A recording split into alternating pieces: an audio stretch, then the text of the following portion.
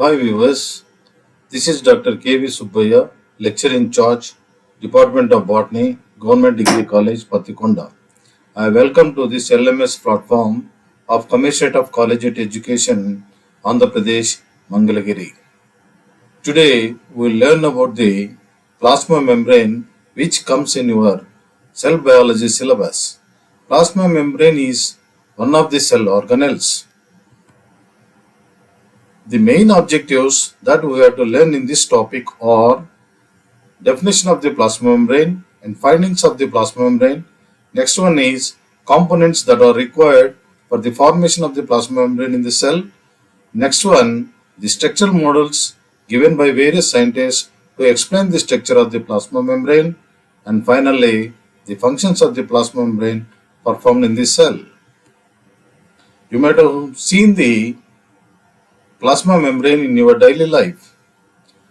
When you cook the eggs, when you remove the cell, beneath the cell there will be a thin layer, that is the plasma membrane. Why we take the eggs? For the example means, in the eggs beneath the cell you will find this plasma membrane. First of all, we see the definition of the plasma membrane.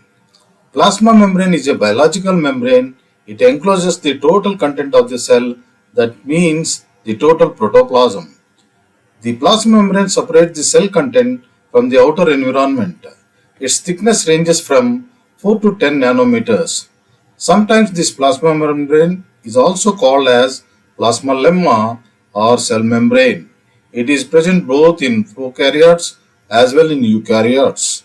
In animal cells, it is the outermost layer, whereas in plant cells, it is present just beneath the cell wall. The findings of the plasma membrane. C. Nageli and C. Kramer in 1855 discovered first time these cell membranes. Next one, in 1895, Charles Ernest Overton discovered that these plasma membranes are made up of lipid molecules. Later in 1925, Carter and Grendel, they discovered that all the biological membranes are bilipid layers.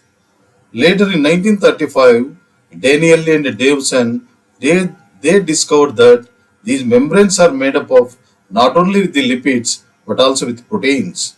In 1950, Robertson discovered that these two protein layers, they are adsorbed to the two lipid layers.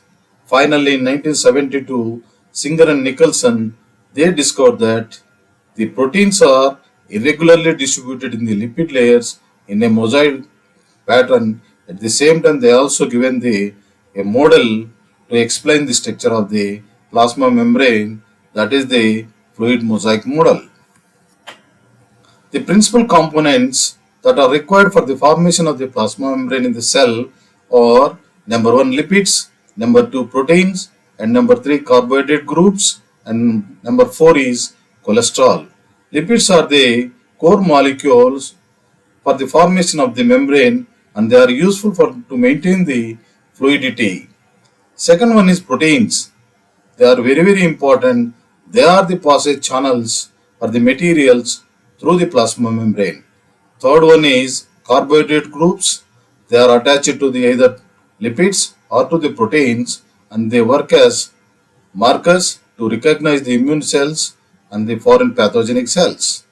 Fourth one is cholesterol. It is also useful to regulate the fluidity of the membrane. First of all, we see the formation of a lipid molecule. How the lipid molecule will be formed. In the slide, there are three molecules. First one is the phosphate molecule, second one is glycerol molecule, and third one is the fatty acid molecules. There are two fatty acid molecules. These two fatty acid molecules, they are attached to the glycerol molecule with the help of the ester bonds. In the glycerol molecule, second carbon atom, third carbon atom, OH groups are there. In the fatty acids, there are carboxylic groups are there. Between the OH groups and carboxylic groups, COH groups, there is formation of the ester bonds. During the formation of the ester bonds, two water molecules will be liberated. Later, this phosphate molecule will be attached to the third carbon atom so that phospholipid molecule will be produced. If one more fatty acid is attached to the third carbon atom, then it will become triglyceride. You see the phospholipid molecule in the slide. This phospholipid molecule is having two, or it is divided into two important parts. One is head part and second one is tail part. In the head part, there is a glycerol molecule and phosphate molecule, and this head part is hydrophilic in nature, means it loves water molecules. Whereas in the tail part, there is fatty acid molecules and it is hydrophobic in nature, so that phospholipid molecule is also said to be amphipathic molecule. Second important components that are required for the formation of the plasma membrane are proteins. These proteins are of two types, peripheral proteins and integral proteins. Peripheral proteins, they are loosely attached to the lipid layers on either side. They will not be penetrated into the hydrophobic area. Whereas integral proteins, they are penetrated into the hydrophobic area and they are extended across the lipid layer.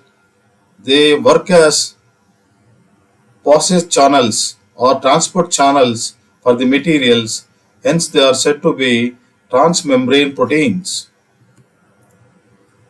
Third components required for the formation of the plasma membrane are carbohydrates. Depending upon their attachment to the lipids and proteins, they are divided into two types, glycolipids and glycoproteins. If the carbohydrate groups are attached to the lipid molecules, then they are said to be glycolipids. If the carbohydrate groups are attached to the protein molecules, then they are said to be glycoproteins. They act as markers. They are useful to recognize or differentiate the body cells and pathogen cells in immune system. And fourth component that is required for the formation of the plasma membrane is cholesterol.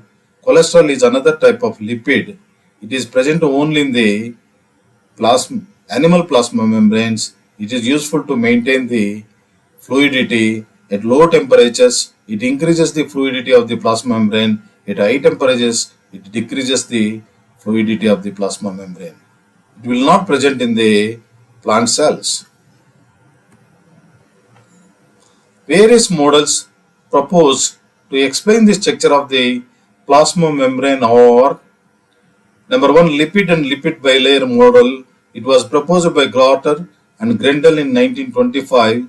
Second model is given by Daniel and Davison in 1935, that is sandwich model. Robertson in 1950 given the unit membrane model, and fourth one, Singer and Nicholson 1972 given the fluid mosaic model. First model, that is lipid and lipid bilayer model, it was given by Gardner and Grendel in 1925. According to this model, this is first model.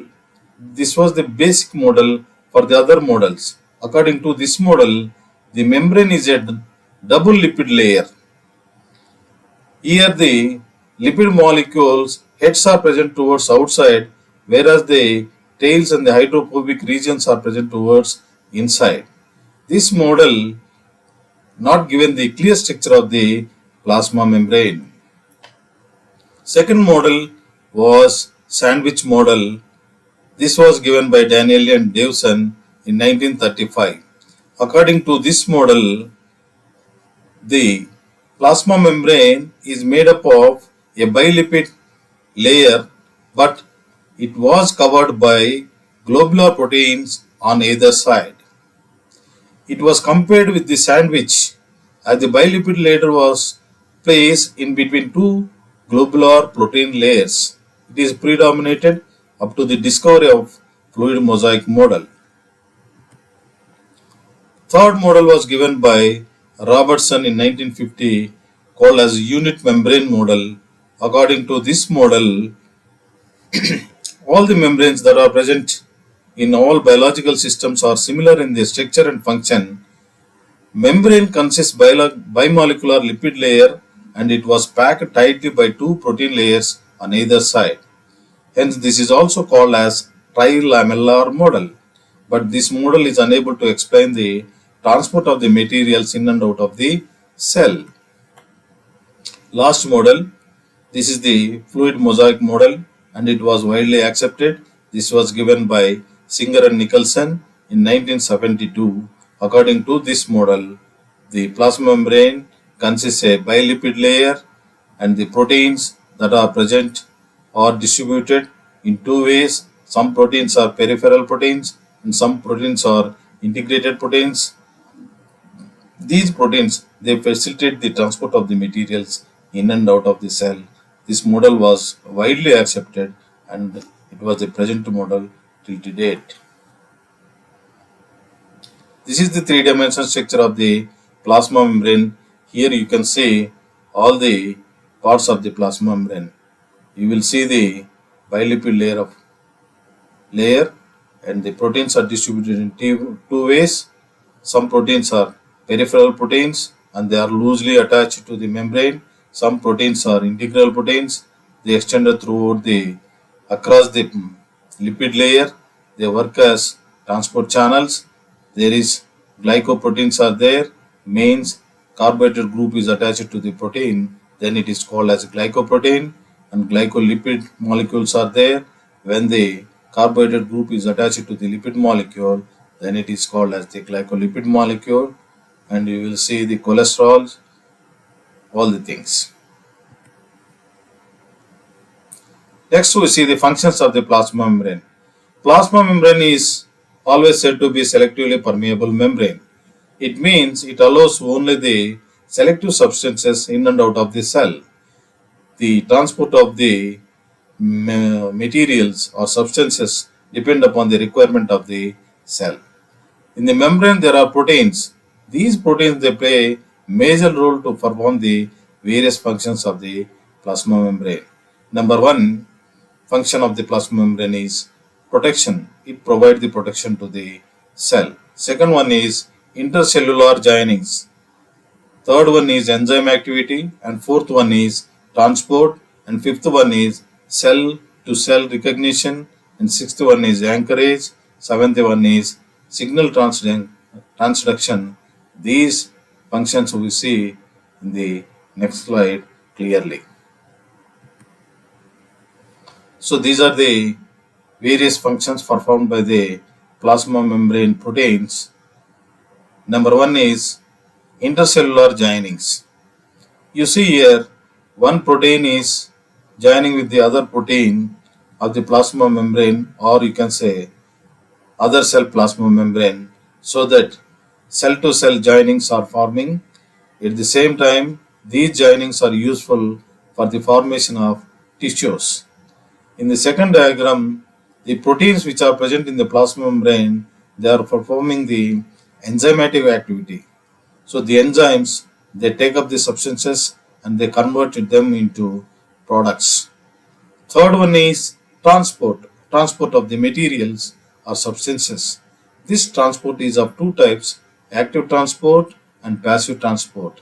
Active transport means there should be expense of the ATP by the cell for the transport of the materials in and out of the cell. Passive transport, whereas there is no expense of the transport, simply the materials move in and out of the cell depending upon the concentration gradient. Third one is cell to cell recognition.